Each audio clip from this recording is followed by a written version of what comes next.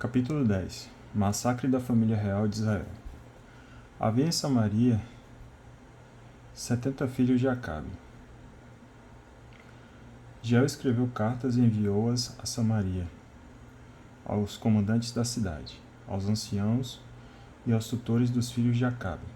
Dizia a carta: Quando esta carta vos chegar às mãos, vós que tendes convosco os filhos de vosso senhor, carros e cavalos, uma cidade forte e armamento, vede qual é, entre os filhos de vosso senhor, o melhor e o mais digno, e ponde-o no trono de seu pai, e combatei pela casa de vosso senhor.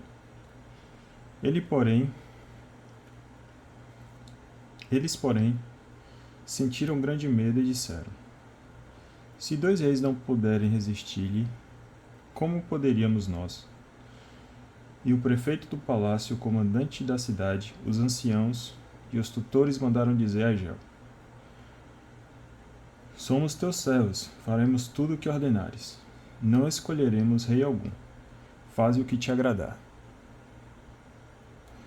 Jeiel escreveu-lhes, depois de uma segunda carta, em que dizia: Se estáis do meu lado e quereis ouvir-me, tomai os chefes dos homens da família de vosso senhor, e vinde ter comigo amanhã, a esta hora, em Jezrael. Havia 70 filhos do rei, nas casas dos notáveis da cidade, onde eram educados.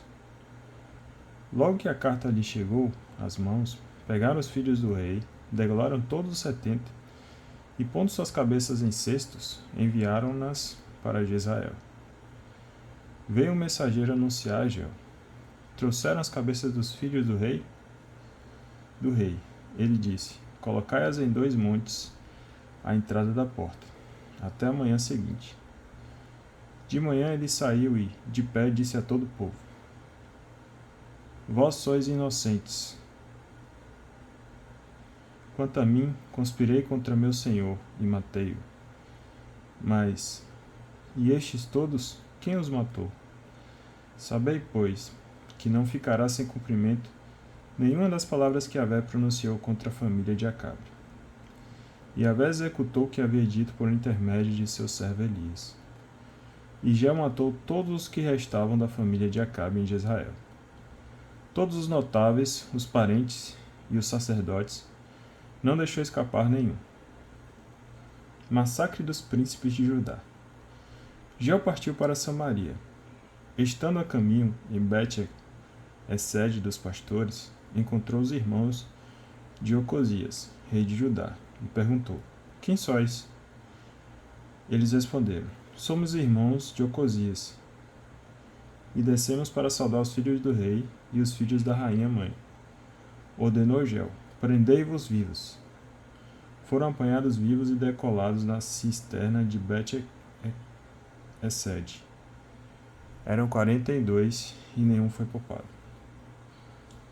Jeiel e Jonadab. Partindo dali, encontrou-se com Jonadab, filho de Recabe, que vinha ao seu encontro. Saudou-o e disse-lhe: Teu coração é leal para comigo, com o meu coração para contigo? Sim, respondeu Jonadab. E Jeiel replicou: Se é assim, dá-me a mão. Jonadab deu-lhe a mão, e Jeiel fê-lo subir a seu lado no carro. Disse-lhe: Vem comigo e contempla meu zelo por Yahvé. E o levou no carro. Entrando em Samaria, mandou matar todos os sobreviventes da família de Acabe em Samaria. Exterminou-a, segundo a palavra que Yahvé dissera a Elias. Massacre dos fiéis de Baal e destruição do seu templo. Jeiel reuniu todo o povo e disse: Acabe venerou um pouco a Baal. Jeiel vai venerá-lo muito. Agora, pois, congregai-me todos os profetas de Baal e todos os seus fiéis e todos os seus sacerdotes, que ninguém falte, porque desejo oferecer um grande sacrifício a Baal. Quem faltar perderá a vida. Nisso, Jeiel agia com astúcia para liquidar os fiéis de Baal. Ordenou: Convocai uma assembléia santa para Baal. E eles a convocaram. Jeiel enviou mensageiros por todo Israel. e vieram todos os fiéis de Baal, sem faltar ninguém. Foram para o templo de Baal, que ficou lotado de uma extremidade à outra. Jeiel disse ao guarda do vestiário: Traze vestes para todos os fiéis de Baal. E ele trouxe vestes para eles. Jeiel veio ao templo de Baal com Jonadab, filho de Recabe, e disse aos fiéis de Baal: Reparai bem, se não há servidores de Yahvé aqui convosco, mas somente fiéis de Baal. E ele se aproximou para oferecer sacrifícios e holocaustos.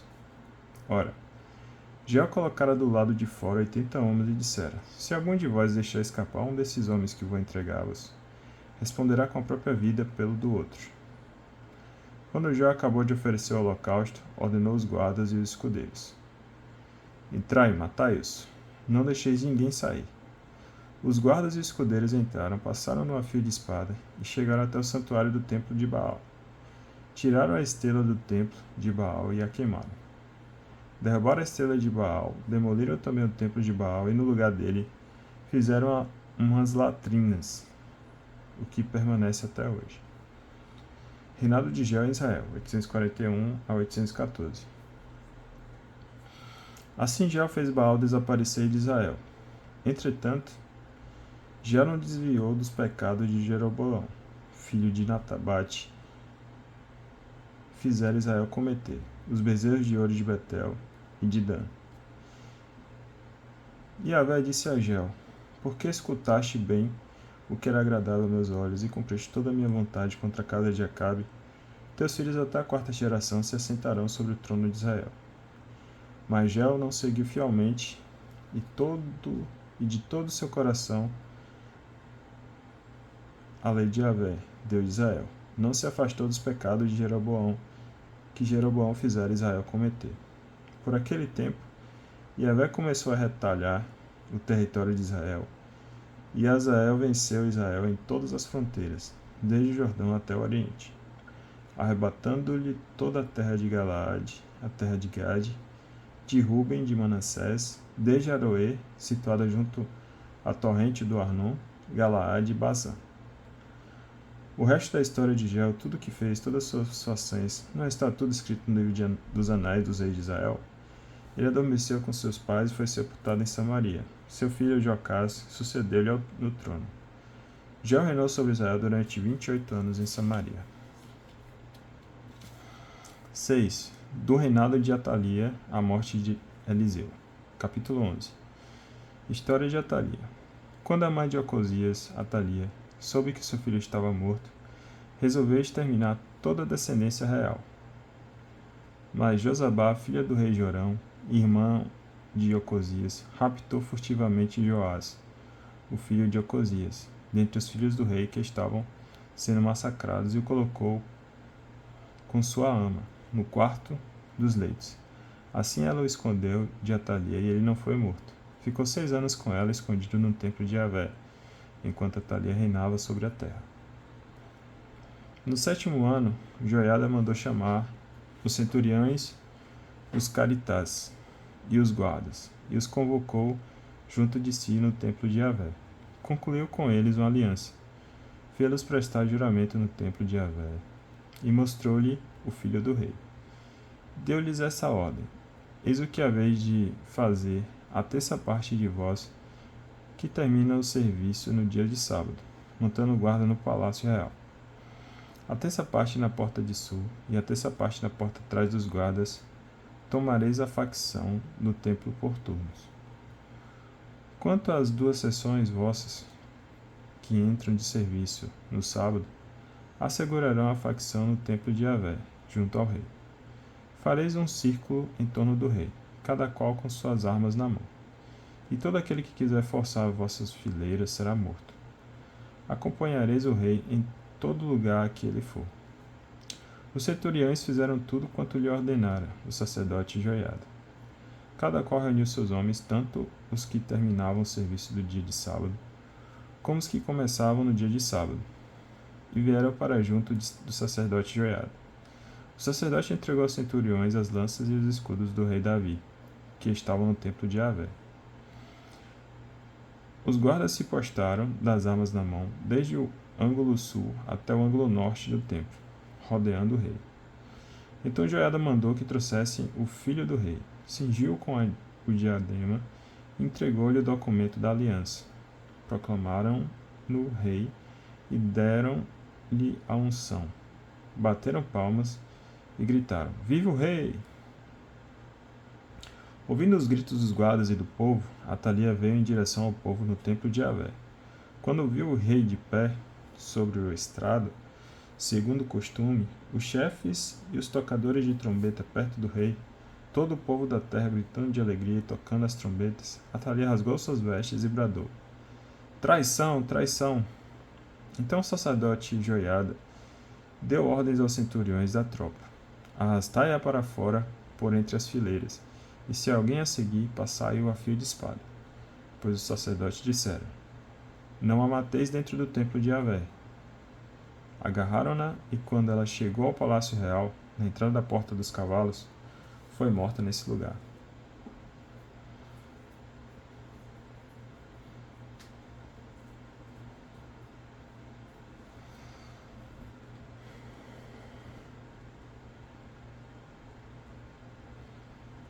Atalia. Joiada concluiu entre Yahvé, o rei e o povo uma aliança pela qual o povo se comprometia a ser o povo de Yahvé, e a aliança entre o rei e o povo. Todo o povo da terra dirigiu-se depois ao templo de Baal e o demoliu.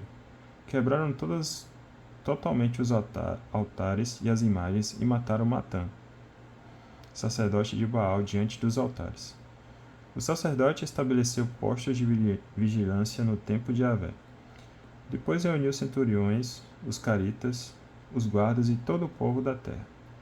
Fizeram o rei descer do templo de Yahvé e entraram no palácio pela porta dos guardas. Joás sentou-se no trono dos reis. Todo o povo da terra estava em festa e a cidade estava calma. Atalia foi morta pela espada no palácio real. Capítulo 12. O reinado de Joás em Judá, 835 a 796. Joás tinha 7 anos quando começou a reinar. No 7º ano de Gel, Joás tornou-se rei e reinou 40 anos em Jerusalém. Sua mãe chamava-se Sébias e era de Bezabea. Joás fez o que agradava aos olhos de Yahvé durante toda a sua vida, pois o sacerdote Joiada o havia educado. Contudo, os lugares altos não desapareceram e o povo continuava a oferecer sacrifícios e incensos sobre os lugares altos. Joás disse aos sacerdotes: Todo o dinheiro das oferendas sagradas que foi trazido ao templo de Yahvé, o dinheiro das taxas pessoais e todo o dinheiro oferecido espontaneamente ao templo, recebam-no os sacerdotes, cada qual da mão dos seus conhecidos, e o empreguem no templo para fazer as restaurações necessárias. Ora, no 23º ano do rei Joás, os sacerdotes não tinham ainda restaurado o templo. Então Joás chamou o sacerdote Joiada e os outros sacerdotes e disse-lhes: Por que não restaurais o templo?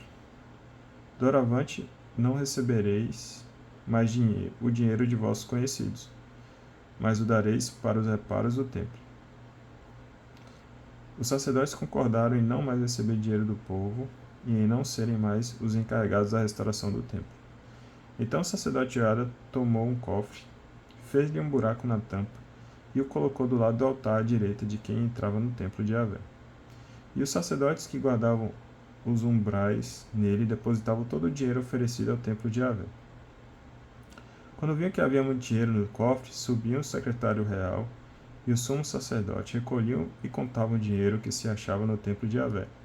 Uma vez conferido o dinheiro, era entregue aos empreiteiros contratados para as obras do templo de Yahvé, e estes o empregavam pagando os carpinteiros e os construtores que trabalhavam no templo de Yahvé, os pedreiros e escultores, e na compra de madeira e de pedras de cantaria, destinadas à restauração do templo de Yahvé, em suma, para todas as despesas da restauração do templo. Mas não se faziam no templo de Yahvé taças de prata, cutelos, bacias para aspersão, trombetas, nem objetos algum de ouro ou de prata, com o dinheiro que era oferecido. Este era entregue aos empreiteiros que o empregavam na restauração do templo de Yahvé. Nem se pediam contas dos homens aos quais era entregue o dinheiro para doá-lo aos operários porque agiam com honestidade. O dinheiro oferecido pela expiação de um delito ou de um pecado não era destinado ao templo de Yahvé, mas ficava para os sacerdotes. Então Hazael, rei de Arã, partiu para combater Gade e tomou-a. Depois resolveu subir para atacar Jerusalém.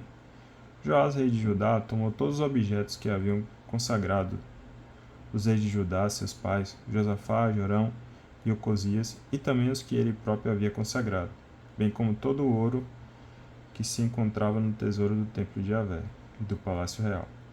E enviou tudo isso a Hazael, rei de Arã, o qual se retirou de Jerusalém. O resto da história de Joás e todos os seus feitos não está tudo escrito no livro dos Anais dos Reis de Judá? Seus oficiais sublevaram-se e fizeram uma conspiração. Mataram Joás em Bet-Melo, na descida de Sila. Josacá, filho de Semate, e Josabade, filho de Somé, o feriram e ele morreu. Foi sepultado com seus pais na cidade de Davi.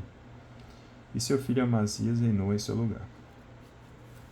Dá uma pausa aqui e continua no próximo.